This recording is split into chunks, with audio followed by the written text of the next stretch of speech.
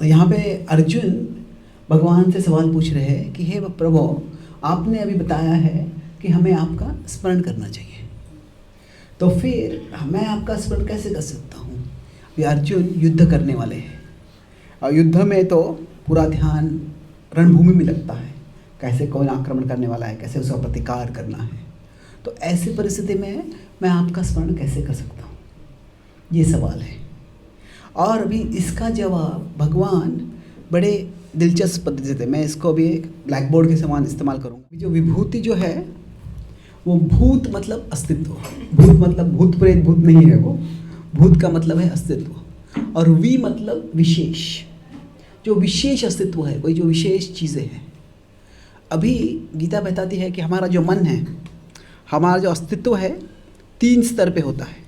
एक है आत्मा, एक है मन और एक है शरीर।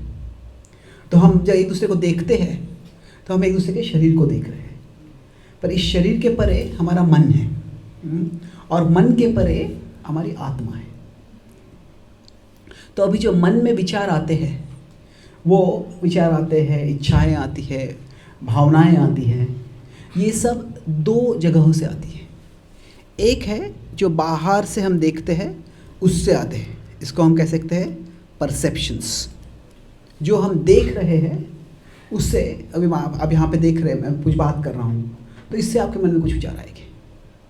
और दूसरा है कि जो मन में पहले से है, इसको मैं विस्तार करता हूँ कि अगर ये जो मन है तो बाहर से कुछ आता है, वो परसेप्शन से, और मन में अंदर से विचार आते हैं, इनको हम कह सकते हैं रिकलेक्शंस। रिकलेक्शंस मतलब स्मृति। तो अभी शायद किसी ने कोई मूवी देखा है, उसमें कोई बहुत भयंकर एक्सीडेंट हुआ है और हम उसके वो मूवी देख के बाहर आ रहे, फिर कोई गाड़ी तेज़ चल रही लगती है और अचानक हमको एक्सीडेंट आ जाता है। तो अभी तो हमने कोई एक्सीडेंट नहीं देखा है, पर जो हमने देखा है उससे हमारे मन में कुछ स्मृति जागृत होती है, तो कुछ याद आती है उससे। और ये कैसे याद आते हैं? क्योंकि हमारे मन में कुछ इम्प्रेशंस होते हैं। इम्प्रेशंस मतलब इनको कहते हैं संस्कार। तो हम सब के मन में अलग अलग प्रकार के कुछ संस्कार हैं, और इनके अनुसार वही चीज़ जब हम देखते हैं तो शायद अलग अलग लोगों का उससे अलग अलग प्रतिक्रिया होता है। तो अभी हमारे मन में विचार कहाँ से आते हैं? जो पहले जो संस्कार मन में है उससे, और जो हम बाहर चीज़ें देख रहे हैं उसके द्वारा। तो अभी हम जब जीवन में जी रहे होते हैं, हम सब चाहते हैं कि हमें शांति मिले, सुख मिले, और इसके लिए हम क्या करते हैं? अगर हम इस तरह से जी रहे हैं तो ये हमारा शरीर है, तो हम चाहते हैं कि जो बाहर से जो चीज़ें हमारे पास आ रही है, जो परसेप्शंस जो आ रहे हैं, उनको जितना हो सके उतना अच्छा बना दें। मतलब क्या? हम हमारे घर को बड़ा सुंदर बनाते हैं, हम खुद को अच्छे से सज धजते हैं, हम ऐसी जगह पे आते हैं जहाँ पे कुछ अच्छा सौंदर्य है, शांति है। तो इससे क्या होता है? हम सोचते हैं कि बाहर से जो भी मेरे आजू बाजू में है वो अगर अच्छा रहेगा तो मेरा मन शांत रहेगा। इसीलिए हम जो आकर्षक सौंदर्य ऐसी चीज़ें जो है हमारे जीवन में लाने का प्रयास करते हैं, और ये स्वाभाविक है। पर हमारे मन में जो विचार आते हैं ये केवल इनसे नहीं आते हैं। The thoughts in our mind don't come from the things in our world alone. The thoughts in our mind also come from the previous impressions in our mind. हमारे मन में जो विचार आते हैं वो हमारे पूर्व संस्कारों से भी आते हैं। तो इसीलिए हमें अगर हमारे विचार अच्छे बनाने हैं, हमें शांति सुख प्राप्त करना है, तो न केवल हमें बाहर के परिस्थिति को बदलना है, पर अंदर में जो मन है उसकी विचारधारा को, उसमें जो संस्कार है उसको भी बदलना है। अभी इसके लिए एक सरल उदाहरण दे सकते हैं। अभी हम सब मोबाइल यूज़ करते हैं।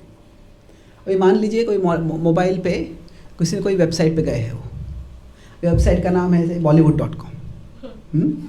तो कई बार उस पर विज़िट किया उन्होंने, और फिर उसके बाद में क्या होता है? अभी वो शायद ऐसे कोई भगवद्गीता के सत्संग में आ जाते हैं, तो लगता है ये भगवद्गीता इंटरेस्टिंग लग रहा है कुछ, तो मुझे जानना है। और फ़ोन निकालते हैं, उसमें भगवद्गीता टाइप करते हैं ब्राउज़र में, जैसे ही बी टाइप करते हैं तो क्या होता है, बॉलीवुड आ जाता है। तो अभी उनको बॉलीवुड यहाँ पे जाना नहीं था, पर क्यों बॉलीवुड आ गया? पहले जो यहाँ पे गए थे वहाँ पे था। तो ये क्या है, जैसे हमारा जो फ़ोन है वो हमें पहले कौन सी साइट विजिट किया याद रखता है और वही उसी का हमको प्रस्ताव देता है। तो वैसे ही हमारा मन वैसे ही काम करता है। जो विचार हमने पहले किए हैं, जो इच्छाएं, जो भावनाएं जो हमने पहले रखी हुई है हमारे मन में, वही पुनः आ जाती है। भले ही हम चाहते कि मैं अभी वैसी भावना नहीं चाहता हूँ।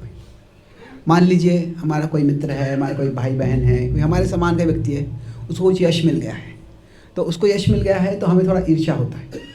हम भले ही चाहते हैं कि मुझे ईर्ष्या नहीं चाहिए, पर फिर भी वो अपने आप आ जाती है। तो क्या है, वो हमारे मन में जो है पहले से जो है वो बाहर आता है। और अभी एक महत्वपूर्ण है ये कि जब वो मन से ऊपर बाहर आता है तो ऐसा ज़रूरी नहीं है कि वो पूरे हमारे मन को व्याप्त कर ले, मन में फैल जाए। जैसे मैं बी टाइप करता हूँ तो बॉलीवुड आता है ऑटो कंप्लीट, पर इसका मतलब ये नहीं है कि मुझे bollywood.com पे ही जाना चाहिए। पर मुझे वो आसान है जाना, क्योंकि सिर्फ एक एंटर दबा दूंगा वहाँ पे चला जाएगा। अगर मुझे भगवद गीता पे जाना है तो फिर 10-12 अक्षर टाइप करने पड़ेंगे, BHAGA, थोड़ा और प्रयास लगता है। पर ये जो प्रयास है अगर हम करते हैं तो मान लीजिए हम 100 बार bollywood.com गए हैं और अभी उसके बाद में हम को 100 बार वापस भगवदगीता.com जाने की ज़रूरत नहीं है। 10, 15, 20 बार भी जाएंगे, उसके अंदर बी टाइप करिए तो क्या आ जाएगा, पहले बी टाइप करिए तो भगवदगीता आ जाएगा। क्योंकि क्या है, ये रिसेंट है, ये अभी मैं गया।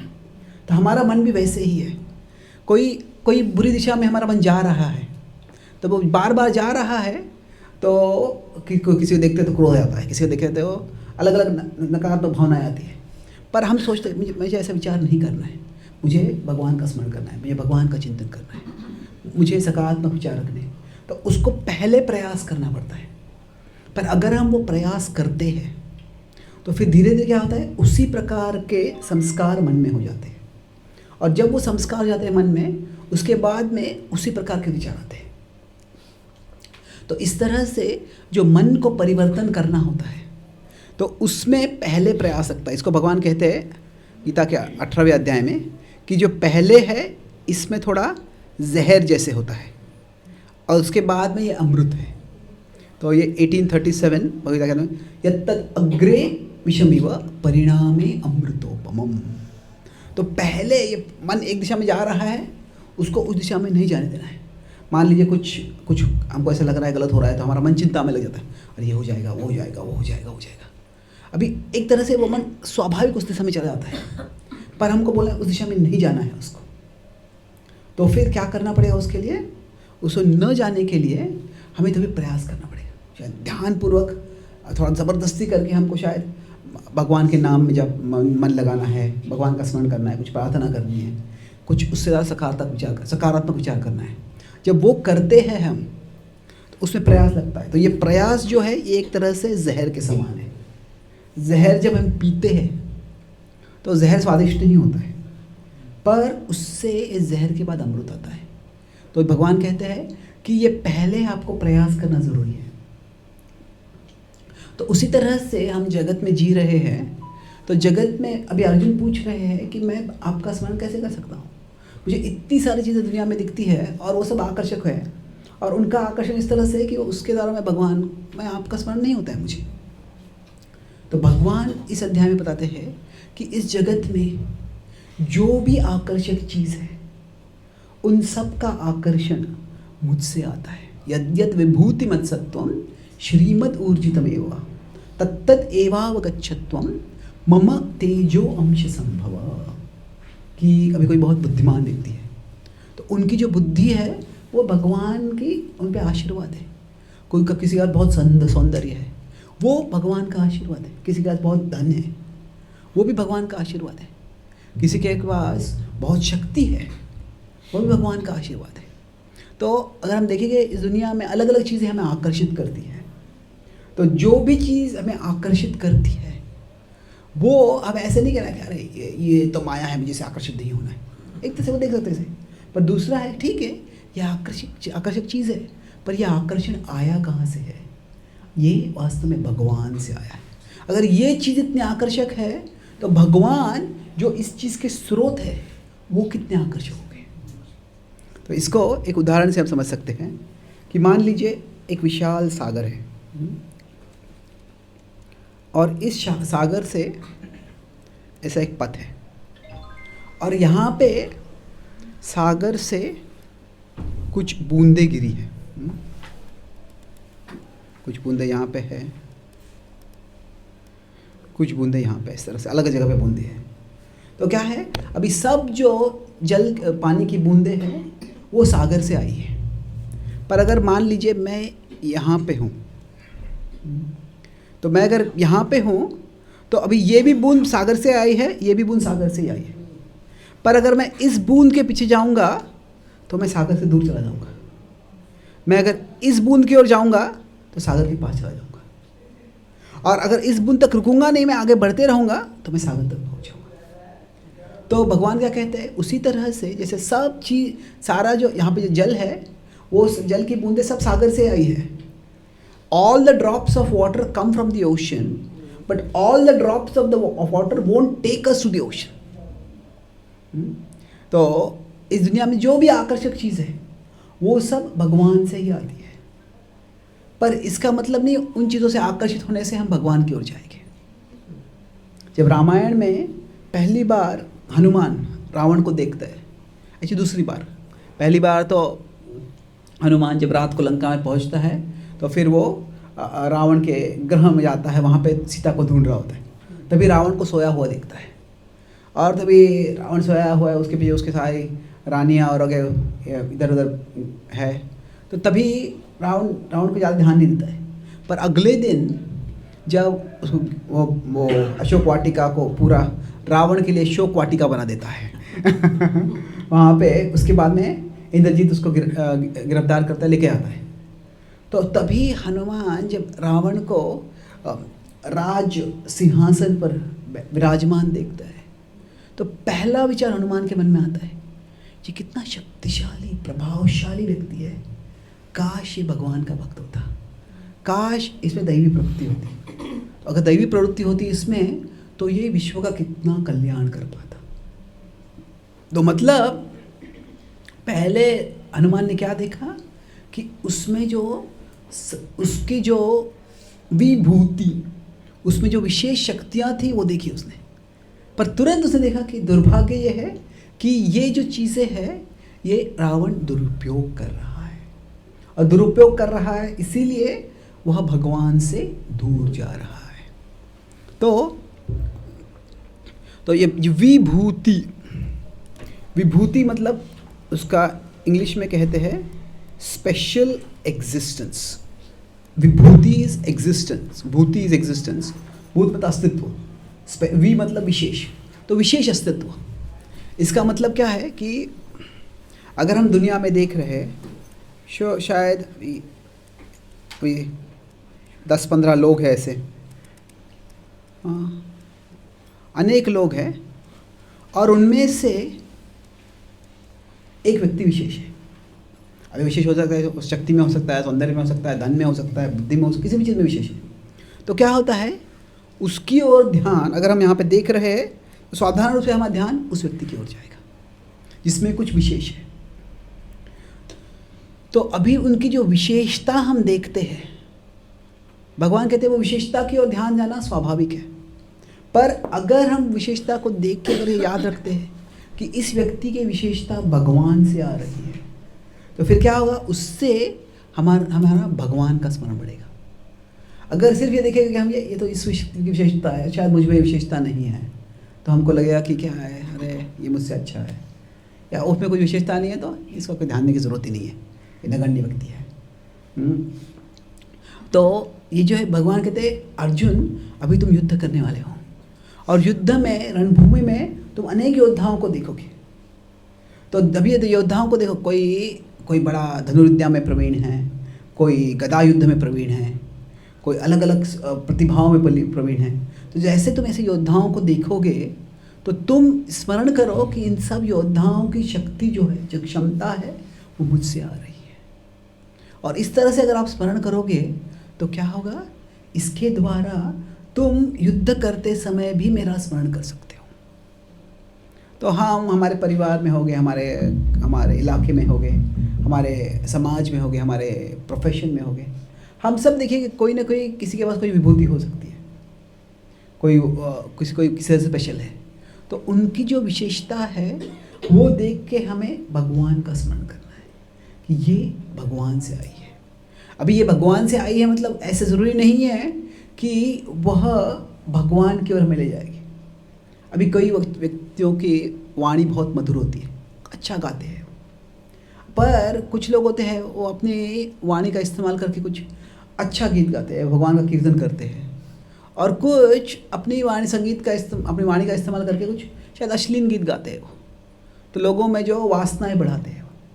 तो दोनों में उनकी जो गाने की क्षमता है वो भगवान से आई है, पर एक वो गाने की क्षमता इस तरह से इस्तेमाल कर रहा है कि वो खुद भगवान की ओर जा रहा है, दूसरों को भी भगवान की ओर ले जा रहा है। दूसरा वो इस तरह से इस्तेमाल कर रहा है कि खुद भी भगवान से दूर जा रहा है, दूसरों को भगवान से दूर ले जा रहा है।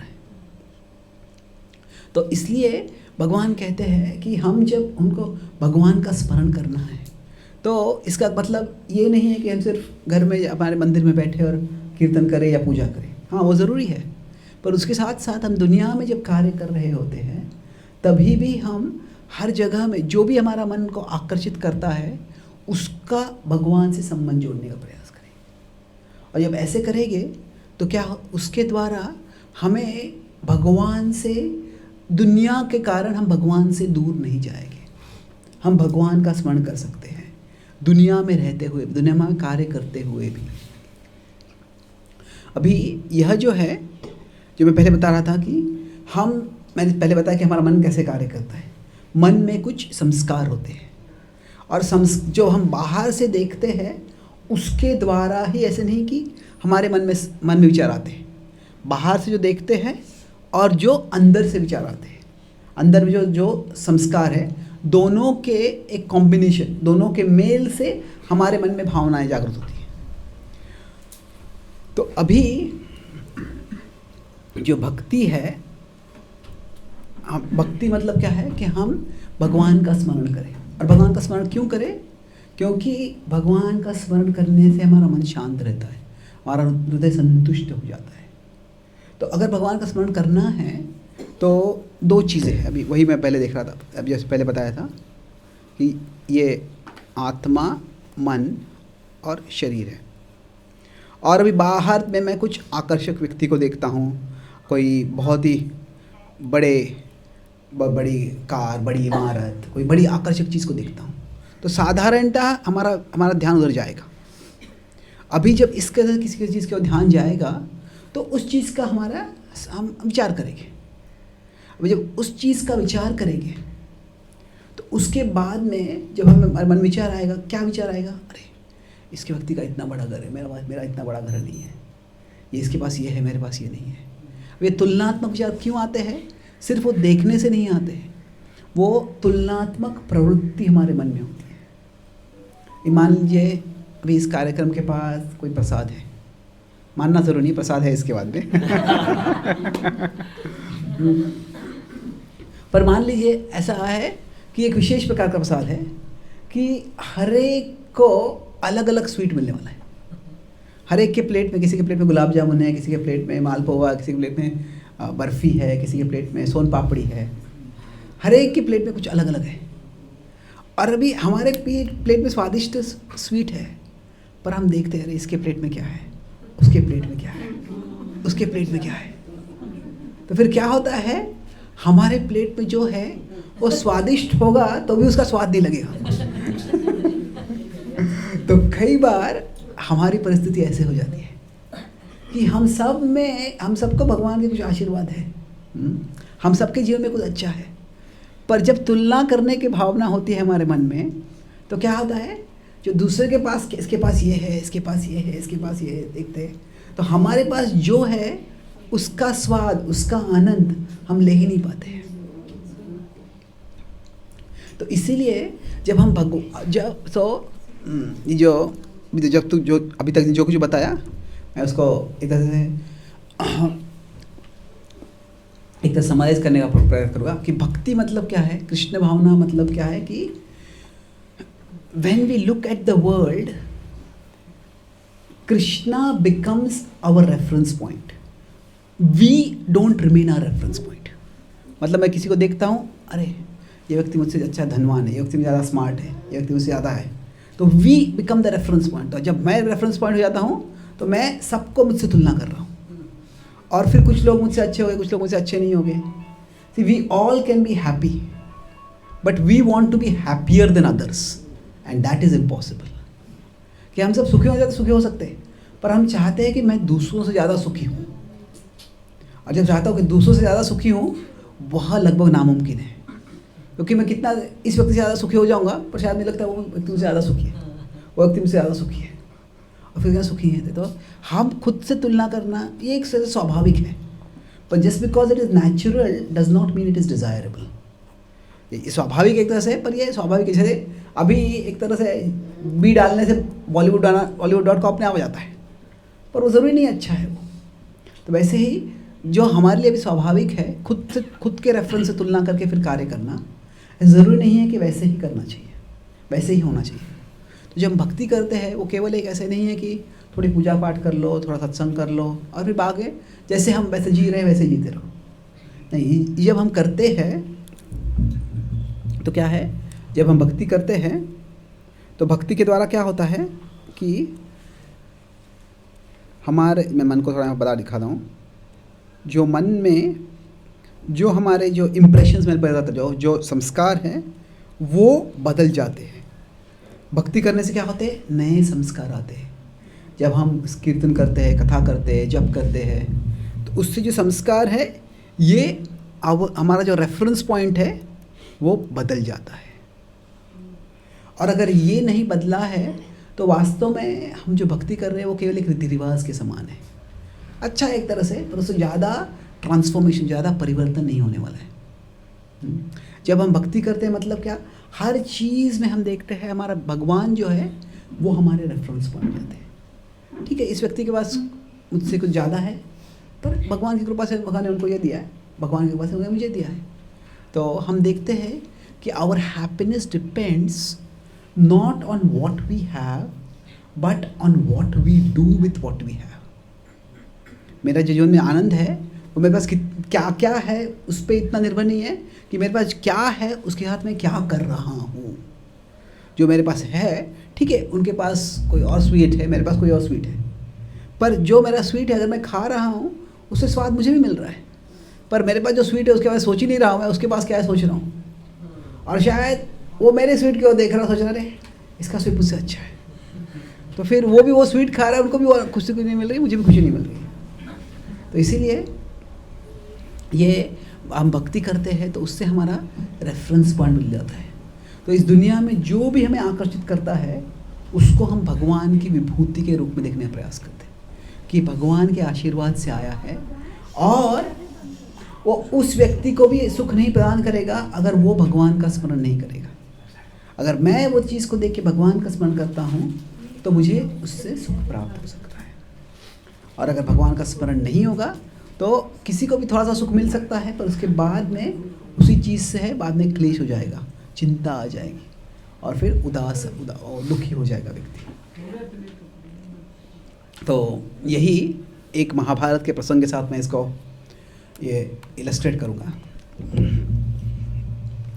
अभी आप जानते हैं कि महाभारत में, जैसे रामायण और महाभारत दोनों में वनवास था, तो पांडव वन में कितने बार गए थे, किसी को पता है? 2 बार। 2 बार, ओके। और मैं थोड़ा सवाल को चेंज करता हूँ, पांडव वन में कितने बार रहे थे? नहीं, कितने समय नहीं, कितने बार? हाँ, कैसे 3 बार? एक बार तो 4-5 था, हाँ, एक बार 13 वर्ष का था, और एक बार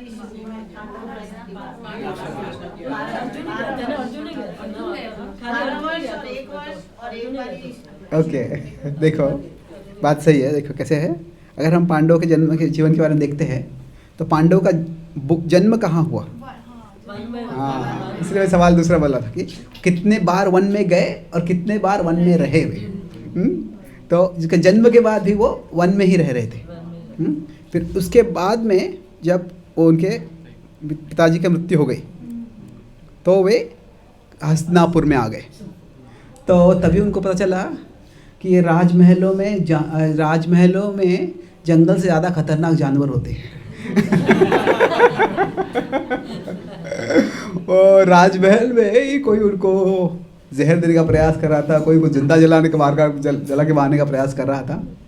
तो जब वो यहाँ पे रहे थे, फिर वहाँ पे वो जब वारणावर्त गए लक्षागृह में, तो उसके बाद में तो ये उनका पहले बार जंगल में थे, इसके बाद में वो दूसरी बार जंगल में थे। और यहाँ पे फिर द्रौपदी का स्वयंवर था। जब द्रौपदी का स्वयंवर में वो पांडवों का विवाह उनसे हो गया, तो फिर अभी धृतराष्ट्र समझ गया कि अब ये कोई अनाथ बालक जैसे नहीं रह गए, ये तो एक बड़े सम्राट के दामाद बन गए अभी, तो उनके साथ में कुछ शोषण नहीं कर सकता हूँ अभी। तो इसलिए उनको राज्य दे दिया उन्होंने। पर फिर भी ऐसे क्या थे, जो जंगल था वो राज्य के रूप में देते खांडव, तो उन्होंने उनको इन खांडव इंद्रप्रस्थ बना दिया। और फिर उसके बाद में क्या होगा, वो गैम्बलिंग मैच था जब द्रौपदी पे अत्याचार करने का प्रयास किया गया। उसके बाद में आप जो बताए थे, तीसरी बार जंगल में गए, और उसके बाद में कुरुक्षेत्र युद्ध था, गीता बोली गई, और उसके बाद में वो वापस आ गए और तभी उन्होंने राज्य किया। तो अभी जब पांडव इस तीसरी बार वनवास में थे, तो एक तरह से उसके षड्यंत्रों के द्वारा दुर्योधन यशस्वी हो गया था। उसने न केवल खुद अपना राज्य प्राप्त कर लिया था, पांडव तो विश्व का सम्राट बन गए थे वो, तो सारा राज्य उसको प्राप्त हो गया था। और क्योंकि सारा राज्य प्राप्त हो गया था और पांडव के पास कुछ भी नहीं था, तो वो सुखी होना चाहिए था, पर वो सुखी नहीं था। क्यों? क्योंकि क्या था, उसके मन में हमेशा पांडवों का विचार था। वो सोचा था कि न केवल मैं ऐश्वर्यशाली हूँ और वो ऐश्वर्यहीन हो, पर उनको देखना चाहिए, उनको देखना चाहिए कि मेरे पास कितना संपत्ति है और उनके पास कुछ भी नहीं है। और वो देख के जब वो दुखी हो गए और उनको दुखी देख के मुझे खुशी मिलेगी। तो मैंने एक बार एक कार का एडवर्टाइजमेंट देखा था, तो उसका एडवर्टाइजमेंट था कि buy this car and enjoy the envy in your neighbours eyes. ये कार खरीदो और आपके व्हाट इज नेबर, पड़ोसी के आंखों में ईर्ष्या देख के भोग करो आप। अभी इसलिए कितना दुर्भाग्यशाली का आनंद है ये अभी क्या होगा, भविष्य में शायद दूसरा कोई पड़ोसी आपसे अच्छा कार ले लेगा और फिर वो आपके आंखों में ईर्ष्या देख के वो सुख हो जाएगा। तो ये उसके भोग का स्टैंडर्ड था। तो इसीलिए उसने सोचा कि क्या मैं मेरा पूरे राज का ऐश्वर्य लेके जंगल में जाऊंगा। अभी धृतराष्ट्र क्या, अभी हम कभी मूवीज़ में विलन होते हैं, तो जो महाभारत में है दुर्योधन जो है एक तरह से एक्टिव विलन है और जो धृतराष्ट्र है वो पैसिव विलन है। तो धृतराष्ट्र क्या है, वो बुरा व्यक्ति नहीं था पर बुरे व्यक्ति से बड़ा आसक्त था। इसलिए तो धृतराष्ट्र बोलते तुमने पांडवों को पहले ही बहुत परेशान किया है, वो ऐसे है अभी वो जंगल में चले गए हैं, ऐसे एक शेर सो गया है, उसको आप जाके चिमटी मत मारो, अभी तुम उसको जंगल में रहने दो।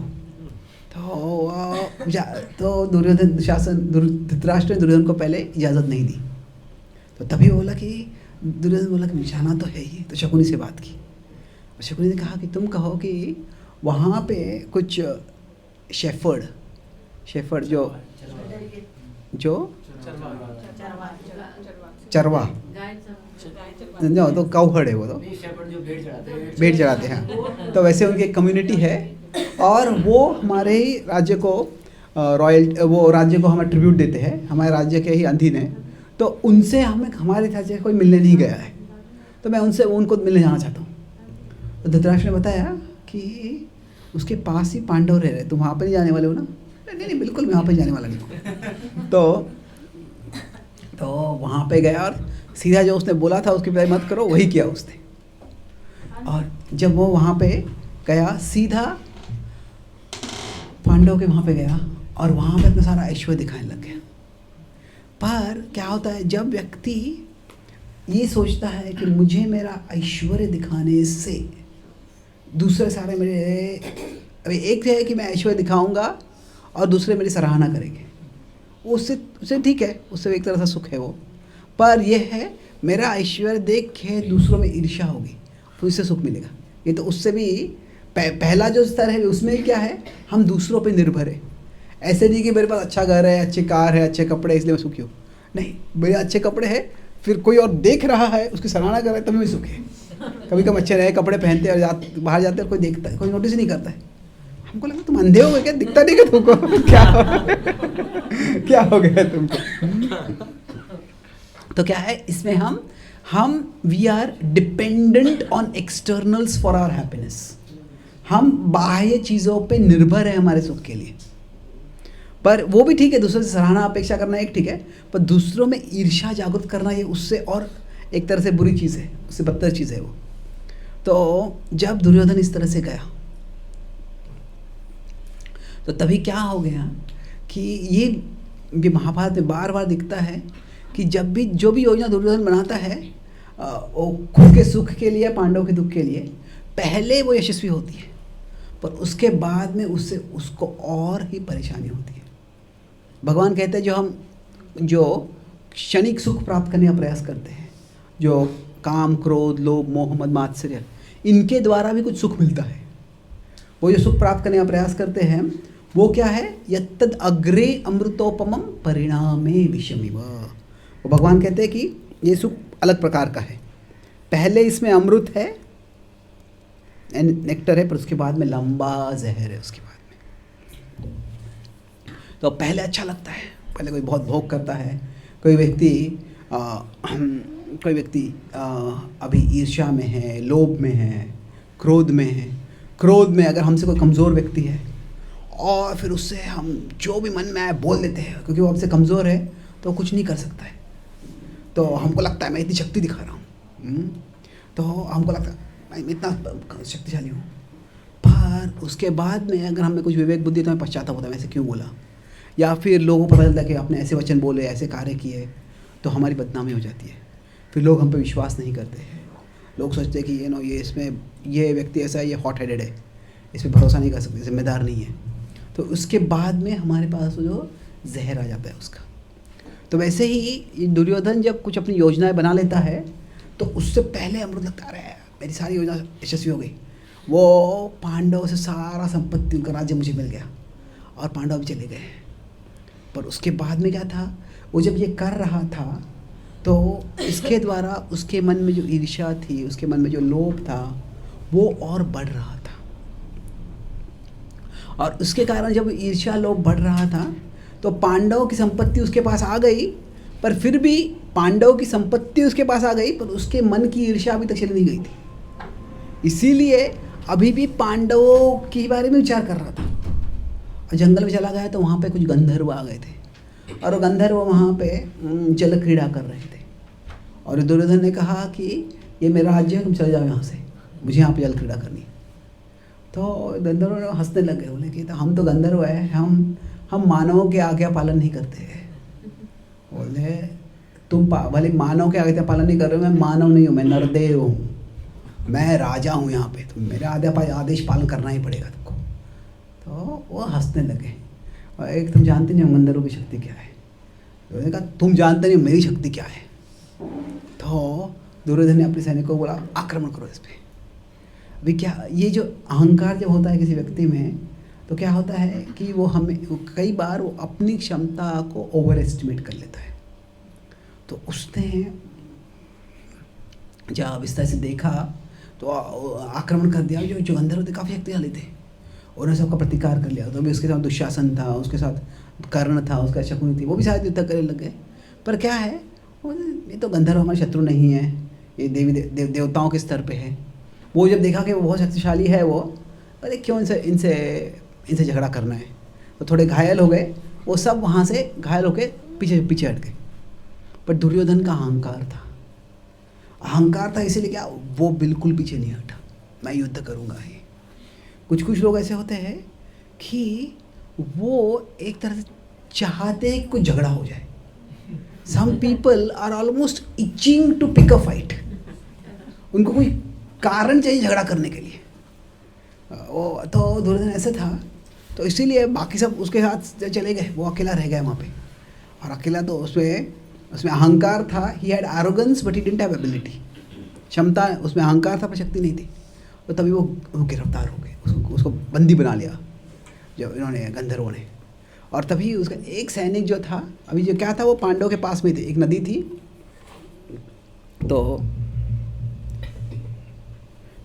ये एक ऐसी नदी थी, और इसके इस साइड में यहाँ पे कौरव आ गए थे, और यहाँ पे गंधर्व थे, उनके दोस्त में युद्ध हो रहा था, और इस यहाँ पे पांडव थे।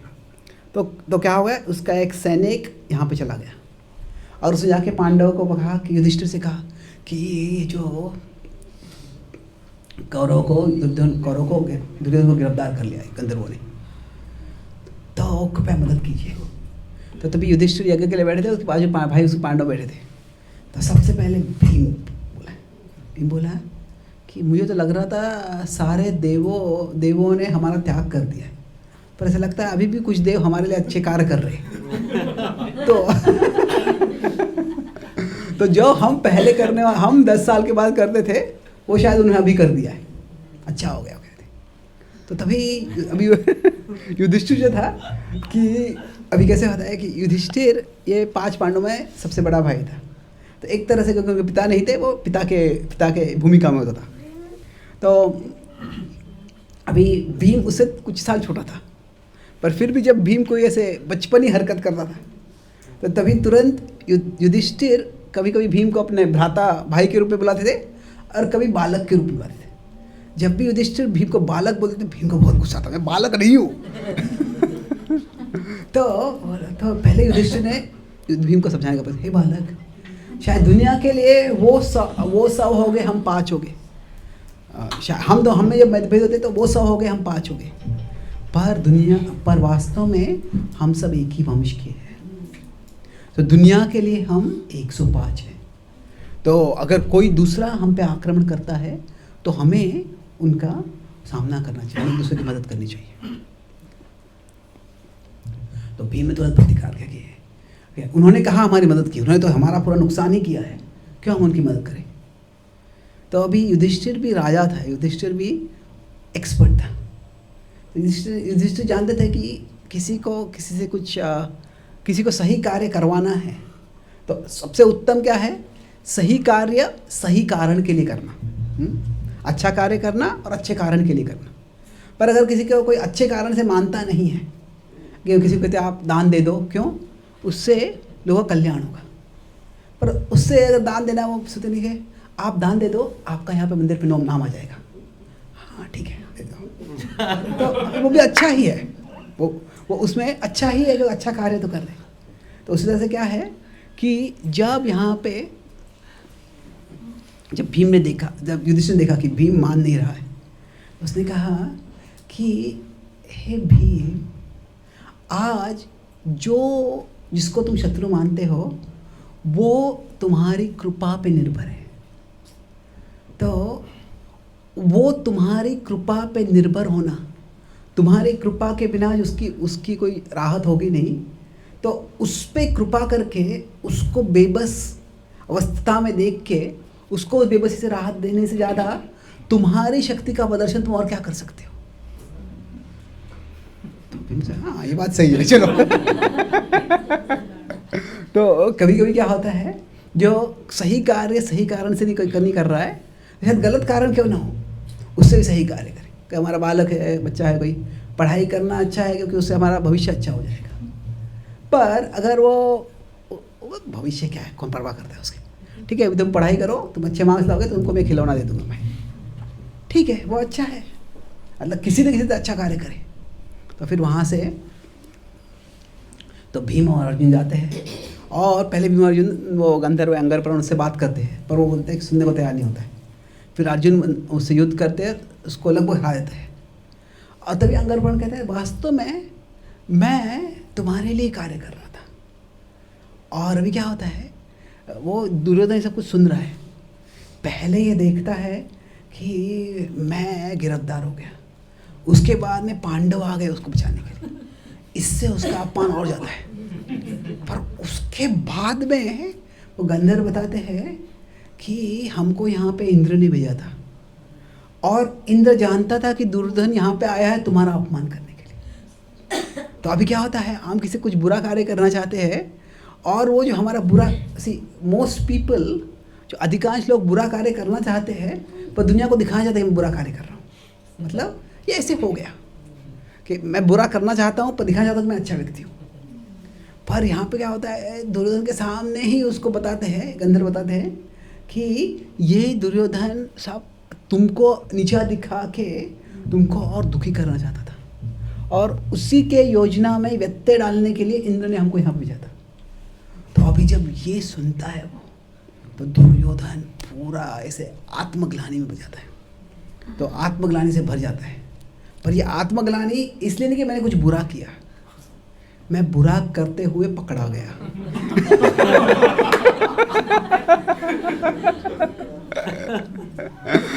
एक बार एक व्यक्ति गाड़ी बहुत तेज से चला रहा था, तो पुलिस ने उसको रोक लिया।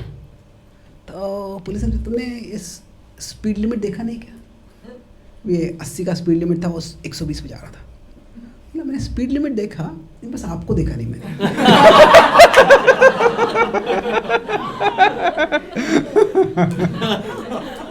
तो कभी कभी हमको आत्मग्लानि होती है, पर वो क्यों हो रही? कोई गलत चीज़ क्या इसलिए हो रही है? गलत चीज़ करते हुए पकड़ा गया वो इसलिए हो रही है। तो अगर वो गलत चीज़ क्या इसलिए हो रही है तो उससे व्यक्ति में कुछ परिवर्तन हो सकता है। पर वो गलत चीज़ का पकड़ा गया इसलिए हो गया है, तो फिर क्या होता है, उससे सिर्फ घृणा होती है कि मैं कब क्यों पकड़ा गया, मैं और थोड़ा बुद्धि से कार्य करता तो पकड़ा नहीं जाता था मैं। तो फिर उससे कुछ परिवर्तन नहीं होता है। तो धृतराष्ट्र को, दुर्योधन को ग्लानि हो रही थी, पर वो ग्लानि क्यों हो रही थी कि मैं पकड़ा गया। फिर उसके बाद में जब वो उसको युधिष्ठिर के पास है, तो गंधर्व कहते हैं अर्जुन से, हम जो, तो अर्जुन कहता है कि युधिष्ठिर ने ये बताया कि इसको छुड़ा लो। तो हम युधिष्ठिर के पास जाते हैं, युधिष्ठिर को क्या सत्य बता देते हैं, वो फिर क्या फैसला करते हैं देखते हैं। तो युधिष्ठिर के पास लेके गए दुर्योधन को, बंधा हुआ था वो, और फिर उसके सामने सब कुछ बताया। तो युधिष्ठिर ने अभी क्या किया, जैसे युधिष्ठिर इस भीम को बोले थे, हे बालक तुम ऐसे नादानी मत करो, तो वही भाव उन्होंने दुर्योधन से लिया, हे बालक तुम ऐसे नादानी मत करो, चले जाओ। अभी दुर्योधन को इससे इतनी आत्मग्लानि हुई, जब वापस गया वो जा रहा था, उसने बोला कि मैं तो अभी किसी को मुंह दिखाने के लायक नहीं हूँ, तो इसीलिए मैं अभी आत्महत्या कर लूँगा। और फिर वो वहाँ पे उसने एक पेड़ के जाके नीचे बैठ गया और वहाँ पे वो बोला कि मैं उपवास करूँगा और आत्महत्या कर लूँगा, और वहाँ पे बैठ गया। फिर दुशासन आ गया और बोले, ये तुम क्या कर रहे हो? बोले, तुम जाके राजा बनो, मैं नहीं बनने वाला हूँ, मेरा ऐसे अपमान हो गया, मैं कैसे जीवित रह सकता हूँ। कर्ण ने समझाने का प्रयास, शकुनी ने प्रयास करना, पर कुछ भी सुनने को तैयार नहीं था। भगवान कहते हैं कि जिस व्यक्ति में बहुत ज़्यादा अहंकार होता है तो मरणाद रुच्यते, संभावित कीर्तिर मरणाद रुच्यते। कुछ लोगों के लिए अपमान जो होता है वो मृत्यु से भी ज़्यादा खराब होता है। अभी ये एक तरह से कोई भी अपमान नहीं चाहता है, पर अगर अपनी ही गलती से अपमान हुआ है तो फिर उससे खुद की आत्महत्या करने से कुछ फ़ायदा नहीं है उसका, खुद का आत्म परिवर्तन करना चाहिए, आत्महत्या नहीं। तो वो इस तरह से फैसला करने लगा, और तभी वो ध्यान में बैठा था, तो तभी उसे ऐसे दृष्टि होने लगी उसको। वो दृष्टि में उसने देखा कि कुछ दैत्य दानव हैं, और एक तरह से वो उसको उनके सामने लेके गए हैं। दैत्य दानव उसको कहने लग गए कि हे दुर्योधन, तुम ये क्या मूर्खता कर रहे हो? तुम वास्तव में हमारी तपस्या का फल हो।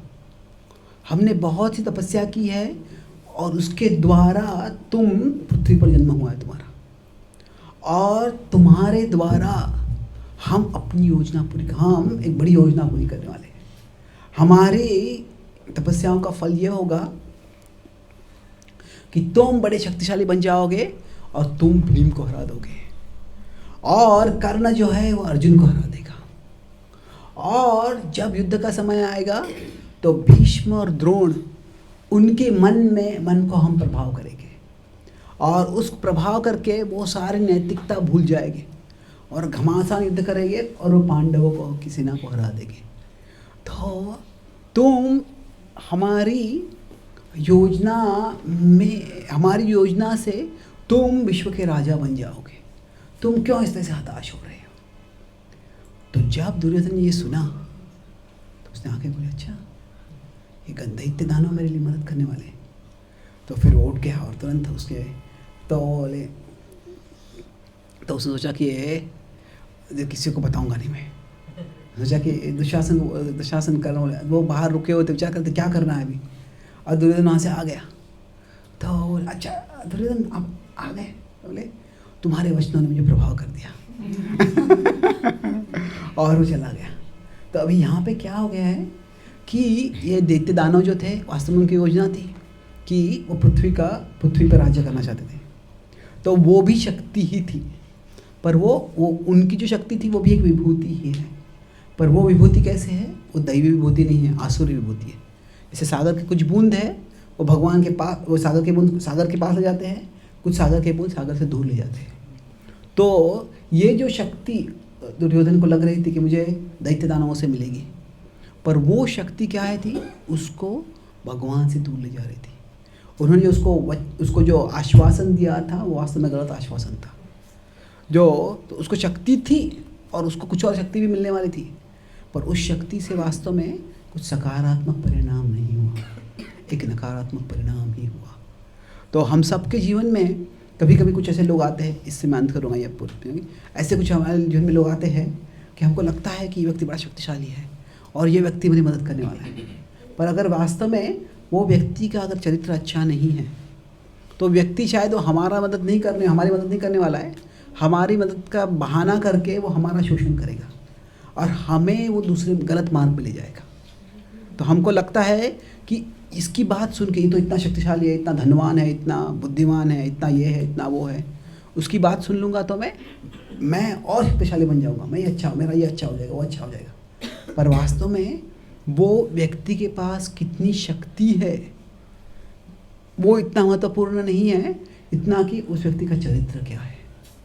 जो दैत्य दानव, दुर्योधन भी जानता था कि दैत्य दानव ये आसुरी प्रवृत्ति के लोग होते हैं, वो विनाश चाहते हैं। जब उन्होंने उसको बताया कि हम आपकी मदद करेंगे तो सोचा जाता है ये किसकी मदद की, किसी की मदद क्यों करने वाले हैं। अगर कोई मोहल्ले का बड़ा गुंडा आता है और वह कहता है मैं तुम्हारी मदद करना चाहता हूँ, अच्छा क्या तुम्हारा हृदय परिवर्तित होगा, तुम मेरी मदद क्यों करोगे? ऐसे लोग हमें कुछ देंगे तो उससे 10 गुना हमसे कुछ लेंगे बाद में। तो जब किसी चीज़ की ओर हम आकर्षित होते हैं तो वो आकर्षित क्यों हो रहे हैं? क्या वो आकर्षण जो है हमें किसी सही मार्ग पे ले जाने वाला है या गलत मार्ग पे जाने वाला है? तो ये भेद दुर्योधन नहीं कर पाया। हनुमान ने जब रावण को देखा, पहले उन्होंने सोचा कि अरे ये रावण में काफ़ी शक्ति है। दुर्योधन ने जब दैत्य दानव को देखा, इसमें काफ़ी शक्ति है। पर हनुमान तुरंत देख पाए कि इसमें जो शक्ति है ये असुरी प्रवृत्ति की है। इसीलिए हनुमान कभी रावण से प्रभावित नहीं होगी कि रावण की बात सुनने लग गए, ऐसे कभी नहीं हुआ। पर दुर्योधन क्या हो गया, दैत्य दानवों की बात में आ गया वो, और इसे खुद का विनाश किया और फिर अपने सारे कुल का, उसने सारे भाइयों का भी विनाश करवा दिया। तो विभूति की ओर हम हमेशा आकर्षित हो गए, पर कौन सी विभूति की ओर हम आकर्षित हो रहे हैं यह चुन सकते हैं, और वह चुनने से हम भगवान की ओर और हमारे खुद के कल्याण की ओर हम प्रगति कर सकते हैं। तो सारांश में आज मैंने 3 पॉइंट देखे। सबसे पहले पॉइंट हमने देखा कि कैसे हमें जब भगवान का स्मरण करना है तो हम स्मरण कैसे करते हैं। तो एक है हम किसी चीज़ का स्मरण करते हैं, वो कैसे होता है, 2 चीज़ों से होता है। एक है हम क्या देखते हैं, परसेप्शंस, और दूसरा है इम्प्रेशंस, जो हमारे मन में क्या है। जैसे हमने देखा कि जैसे बॉलीवुड है, बॉलीवुड में हम बार बार गए हैं तो बी जैसे ही आता है तो क्या है, भगवतानी बॉलीवुड आ जाएगा। तो वैसे ही जो विचार हमारे मन में आते हैं, वो जो बाहर क्या चीज़ है और हमारे मन में क्या संस्कार है, इन दोनों के मिलन से आते हैं। तो हम अधिकांश रूप से हम और सुख शांति प्राप्त करने के क्या करते हैं, हम बाह्य चीज़ों का परिवर्तन करना चाहते हैं। मेरा घर अच्छा सुंदर हो जाए, ये अच्छा हो जाए, वो अच्छा हो जाए, पर हमारे जो मन में संस्कार है उनको और अच्छा करना ज़रूरी है। तो अभी तो दूसरा पॉइंट जो हमने देखा कि हमारे जो अंदर के संस्कार है, वो जो इम्प्रेशंस है उनको हम कैसे परिवर्तित करें। तो उसके लिए क्या है कि बाहर तो हम बहुत कुछ देखेंगे, तो जब हम देखेंगे अरे इसके पास इतना शक्ति है, इसके पास इतनी बुद्धि है, इसके पास इतनी संपत्ति है, वह देख के अगर हम खुद का रेफरेंस पॉइंट रखते हैं तो हमारा जो रेफरेंस पॉइंट है वो मी और कृष्णा। अगर मैं रेफरेंस पॉइंट रहूँगा तो हमें तुलना करते रहूँगा मैं, और जैसे मेरे पास क्या स्वीट है, उसके पास क्या स्वीट है, उसके बाद क्या स्वीट है, और कभी हम संतुष्ट नहीं हो पाएंगे। तो कृष्ण भक्ति जब हम कर रहे हैं उससे क्या है, हमारे अंदर के जो संस्कार है वो परिवर्तित कर रहे हैं, जिससे कि हम दुनिया की ओर देखेंगे तो हम कृष्ण से संबंधित देखेंगे, वो खुद के साथ संबंधित नहीं देखेंगे। सारी जो बूंदें हैं सागर से ही आती है, और कौन सी बूंदें सागर की ओर ले जा रही है, कौन सी बूंदें सागर की ओर नहीं ले जा रही, वो देखेंगे तो हम सागर की ओर जा सकते हैं। वैसे सब आकर्षक चीज़ें भगवान से ही आती है, पर जो आकर्षक चीज़ें हमें भगवान की ओर ले जा रही है उन पे हम केंद्रित होते हैं, दूसरों की ओर नहीं। और इस संबंध में हमने दुर्योधन की कहानी देखी, क्योंकि उसके मन में इतनी ईर्ष्या थी, उसके कारण पांडवों के सुख से वो दुखी हो गया। पांडवों को दुखी करने से भी वो सुखी नहीं हो पाया। वो चाहता कि पांडव मेरा सुख देखें और उससे तुलना करें उनके दुख का, उनके आपत्ति का, उनके दरिद्रता का, और उससे मुझे सुख मिलेगा। पर इस दृष्टि से जब वह विचार कर रहा था तो क्या हो गया, उसको खुद पे विपत्ति लगी, उसका ही अपमान हो गया, वो हार गया, गिरफ्तार हो गया, पांडवों की कृपा से ही वो छुड़ाया गया। उसके बाद में भी क्या हो गया, उसकी खुद की ही सेल्फ रेफरेंस पॉइंट था। तो जब वो आत्महत्या करने लग गया, आत्म परिवर्तन कभी नहीं आया, क्योंकि ग्लानि हुई थी गलत कार्य करने के लिए नहीं, गलत कार्य करते समय पकड़े जाने के कारण। तो जब उसको वो आत्महत्या कर रहा था तब उसको क्या हो गया, जो दैत्य दानवों ने उसको आश्वासन दिया, वो क्या था, वो भी एक विभूति थी, पर वो असुरी विभूति थी। वो ऐसे विभूति थी जो उसको भगवान से दूर जाती है। और उस विश्वास में आने के कारण पहले तो आत्महत्या कर रहा था, वो खुद को मृत्यु हो जाता, खुद की मृत्यु करता था, वो का कारण बन जाता था वह। पर ये दैत्य दानवों के बातों पे विश्वास कर क्या हो गया, उसने अपने पूरे कुल, अपने सारे भाइयों और हजारों सैनिकों के वध का कारण वो बन गया। इसलिए हम सब किसी न किसी चीज़ की ओर आकर्षित हो गए, पर हम चुन सकते हैं किस चीज़ की ओर, किस व्यक्ति की ओर मैं आकर्षित हो रहा हूँ, उसका चरित्र क्या है, उसका जो प्रभाव क्या हो रहा है। अगर उससे हम चरित्र अच्छा हो रहा है, हम भगवान की ओर प्रगति कर रहे हैं, तो फिर उससे हमारा वास्तव में कल्याण होगा। बहुत बहुत धन्यवाद। हरे कृष्णा।